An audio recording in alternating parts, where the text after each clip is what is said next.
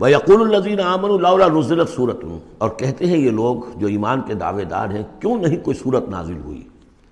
یہ بہت اہم آیت ہے اس صورت کی، کہ اصل میں حضور نے جب وہ چھوٹی چھوٹی مہمیں بھیجنی شروع کر دی تھی، اس وقت تک کوئی ایسی صحیح آیت جب اللہ کے راستے میں نکلو اور قتال کرو شاید نازل نہیں ہوئی۔ اذن کے درجے میں تو بات آ گئی کہ سورہ حج کے اندر آیت نازل ہو گئی تھی، لیکن سورہ حج کو بھی بعض حضرات چونکہ مدنی سمجھتے ہیں تو ہو سکتا ہے وہ بھی اس کے بعد نازل ہوئی ہو اگر وہ رائے صحیح ہو۔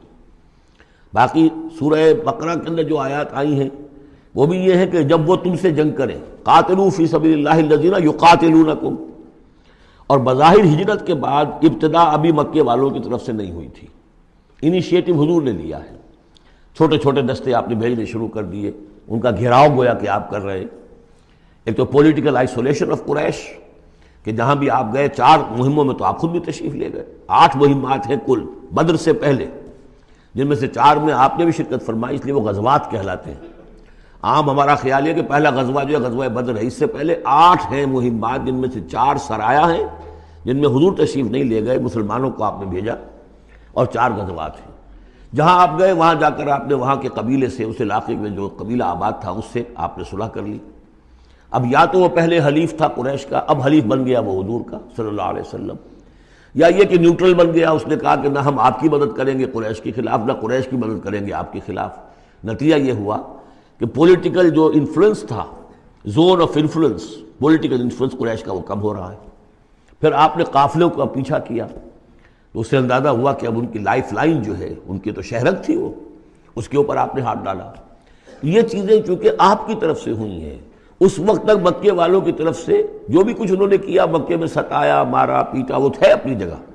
ہجرت کے بعد ان کی طرف سے کوئی اقدام نہیں ہوا۔ اس پر یہ لوگ جو تھے، جو ذرا اس جنگ وغیرہ سے اور اس معاملے سے اپرا رہے تھے، تو ان کو ایک دلیل ملی ہوئی تھی، وہ کہتے تھے لولا نزل سورۃ، کیوں نہیں کوئی سورت نازل ہو جاتی۔ یہ تو محمد صلی اللہ علیہ وسلم نے خود ہی اپنا ایک سلسلہ شروع کر دیا ہے اپنی ذاتی رائے سے۔ ان کا خیال ہوگا جیسے کوئی مہم جو انسان ہوتا ہے، تو شاید اسی طریقے سے اب یہ جو ہے مہم جو انسان بن گئے۔ لولا نزل سورۃ فاذا انزلت سورۃ محکمۃ، پھر جب ایک محکم صورت نازل کر دی گئی، وذکر فیہا القتال، اور اس میں قتال کا حکم آ گیا۔ رأیت الذین فی قلوبہم مرض، تو اب تم دیکھو گے ان لوگوں کو کہ جن کے دلوں میں روگ ہے، ینظرون الیک نظر المغشی علیہ من الموت، اب آپ کی طرف ایسے دیکھیں گے جیسے وہ شخص دیکھتا ہے جس پر موت کی غشی طاری ہو رہی ہوتی ہے۔ دلیل ان کی ختم ہو گئی۔ اب وہ کہتے تھے کہ آیت اترے، کو قرآن نازل ہو جس سے معلوم ہو کہ اب قتال ہے، یہ اللہ کا حکم ہے۔ اسی لیے اسی آیت میں جو لفظ قتال آیا ہے، اسی کے حوالے سے اس سورت کا نام سورہ قتال بھی ہے۔ فَإِذَا أُنزِلَتْ سُورَةٌ مُحْكَمَةٌ وَذُكِرَ فِيهَا الْقِتَالُ رَأَيْتَ الَّذِينَ فِي قُلُوبِهِم مَّرَضٌ يَنظُرُونَ إِلَيْكَ نَظَرَ الْمَغْشِيِّ عَلَيْهِ مِنَ الْمَوْتِ فَأَوْلَىٰ لَهُمْ، تو افسوس ہے ان پر، بربادی ہے ان کے لیے۔ طاعۃ وقول معروف، دیکھو ایمان لائے ہو، ایمان کا دعویٰ کر رہے ہو تو اطاعت لازم ہے تم پر، طاعۃ وقول معروف، ہاں کوئی مشورہ دینا ہے، بھلی بات کہنی ہے، کوئی حرج نہیں ہے، مشورہ دے سکتے ہو، اچھی بات کہہ سکتے ہو، لیکن اطاعت کرنی پڑے گی۔ فَإِذَا عَزَمَ الْأَمْرُ، مشورے کے بعد جب فیصلہ ہو جائے، ایک بات طے ہو جائے، فَلَوْ صَدَقُوا اللَّهَ لَكَانَ خَيْرًا لَهُمْ، تو اب اگر انہوں نے جو وعدہ اللہ سے کیا ہوا تھا اور جو میثاق ایمان ان کا ہے، اس کو اگر یہ سچا کریں گے، ثابت ہوں گے سچے، تبھی ان کی خیریت ہے، تبھی ان کے لیے بہتری ہے۔ فَهَلْ عَصَيْتُمْ إِن تَوَلَّيْتُمْ أَن تُفْسِدُوا فِي الْأَرْضِ وَتُقَطِّعُوا أَرْحَامَكُمْ۔ اس آیت کے 2 ترجمے کیے گئے ہیں۔ پہلے میں وہ ترجمہ کر رہا ہوں کہ جو شیخ الہند کا بھی ہے اور مجھے اسی سے اتفاق ہے، کہ تم ذرا سوچو، اگر جس حال میں اس وقت تم ہو، اگر تمہیں حکومت مل جائے، تم والی بن جاؤ، تمہیں یہاں اقتدار مل جائے اس جزیرہ نما عرب میں، تو تمہاری ابھی چونکہ پوری تربیت نہیں ہوئی ہے، خاص طور پر ظاہر بات ہے کہ جو انصار مدینہ تھے ابھی ایمان لائے تھے، ان کی تربیت تو نہیں ہوئی، ان میں ایک بڑی تعداد ایسے لوگوں کی بھی شامل تھی، آپ کو معلوم ہے کہ جو منافق تھے۔ آخر غزوہ احد میں 1/3 نفری جو ہے وہ نکل کر چلی گئی تھی، تو معلوم ہوا کہ اس میں اتنی بڑی تعداد میں منافق بھی تھے۔ اگر اس حال میں تمہیں کہیں حکومت مل جائے تو تم کیا کرو گے؟ تفسدوا فی الارض، زمین میں فساد مچاؤ گے، وتقطعوا ارحامکم، اور اپنے رحمی رشتے کاٹو گے۔ یہ بات سمجھنی چاہیے ان جماعتوں کو بھی کہ جو چاہے اپنے دانش میں دین کے لیے اقتدار حاصل کرنا چاہتی ہیں کہ ہم دین کو قائم کرنے کے لیے چاہتے ہیں کہ ہمارا غلبہ ہو، لیکن یہ کہ اگر وہ اپنے کارکنوں کی تربیت پر زور نہیں دیں گے، ان میں خلوص اور اخلاص اور للہیت، خالص اللہ کے لیے جو کرنا ہے اللہ کے لیے اور دین کے احکام کے مطابق، اگر ان جماعتوں کے کارکن جو ہیں وہ اس کی پوری تربیت یافتہ نہیں ہوں گے تو ہو سکتا ہے کہ بجائے اگر انہیں کہیں اختیار مل جائے تو بجائے اصلاح کے اور فساد ہو جائے۔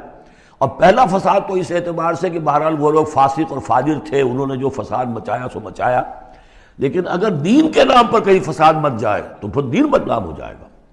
یہ ہے مضمون کہ جو یہاں اس آیت میں آیا ہے کہ ابھی تمہیں امتحانوں میں سے گزرنا پڑے گا، بھٹیوں میں سے نکلو گے تب تم زرے خالص بنو گے اور کندن بنو گے۔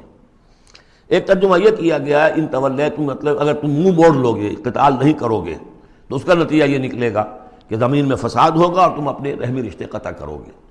لیکن میرے نزدیک پہلا مضمون، یہ ترجمہ میں آپ کو پڑھ کر سنا رہا ہوں، شیخ الہند کا ہے، پھر تم سے یہ بھی توقع ہے کہ اگر تم کو حکومت مل جائے تو خرابی ڈالو ملک میں اور قطع کرو اپنی قرابتیں۔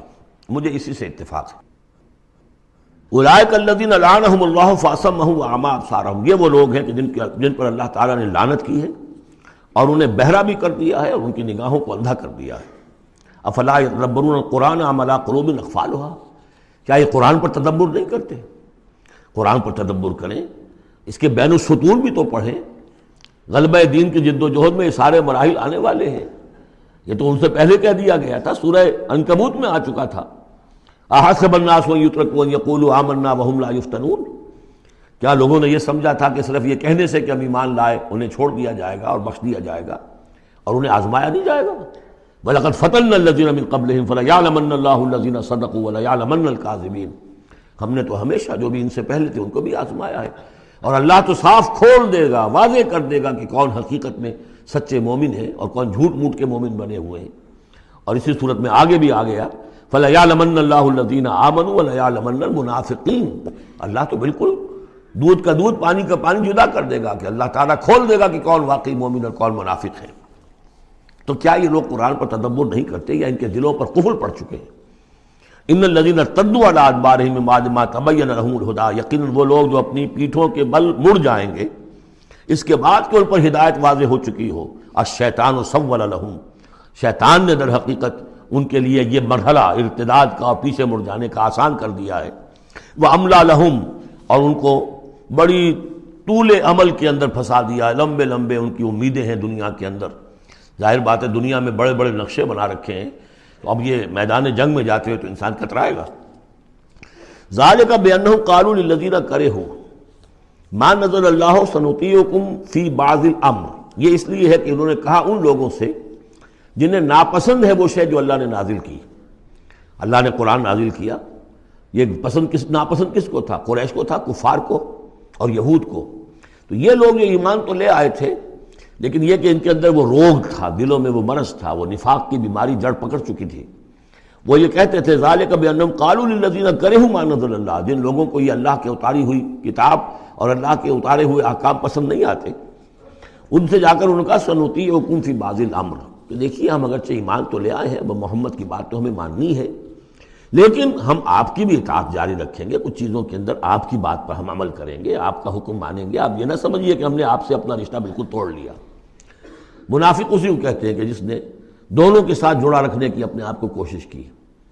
مذبذبین بین ذلک لا الہ الا ولا الہ الا، ان کے پاس جاتے ہیں تو کہتے ہیں، اہل ایمان کے پاس آتے ہیں تو کہتے ہیں ہم ایمان لے آمنا، وَإِذَا خَلَوْا إِلَىٰ شَيَاطِينِهِمْ قَالُوا إِنَّا مَعَكُمْ إِنَّمَا نَحْنُ مُسْتَهْزِئُونَ وَاللَّهُ يَعْلَمُ إِسْرَارَهُمْ، اور اللہ تعالیٰ کو خوب معلوم ہے جو کچھ کی خفیہ باتیں کرتے ہیں جا کر۔ فَكَيْفَ إِذَا تَوَفَّتْهُمُ الْمَلَائِكَةُ يَضْرِبُونَ وُجُوهَهُمْ وَأَدْبَارَهُمْ، تو کیا حال ہوگا ان کا جب کہ ان کی جانیں قبض کریں گے فرشتے، ان کے چہروں پر ضرب لگاتے ہوئے اور ان کی پیٹھوں کے اوپر ضرب لگاتے ہوئے۔ ذَلِكَ بِأَنَّهُمُ اتَّبَعُوا مَا أَسْخَطَ اللَّهُ، یہ اس لیے کہ انہوں نے پیروی اس چیز کی جو اللہ کو ناپسند ہے۔ وَكَرِهُوا رِضْوَانَهُ، اور ناپسند کیا انہوں نے اللہ کی رضا کو۔ فَأَحْبَطَ أَعْمَالَهُمْ، تو اللہ نے ان کے سارے اعمال اکارت کر دیے، حبط کر دیے۔ یعنی اب تک انہوں نے حضور کے پیچھے نمازیں جو پڑھی ہیں اور جو بھی کوئی نیکیاں کی ہیں، اب جب مرحلہ آ گیا ہے قتال کا اور یہ جی چرا رہے ہیں تو گویا کہ وہ سارے ان کے اب تک کے جو اعمال ہیں وہ حبط ہو جائیں گے۔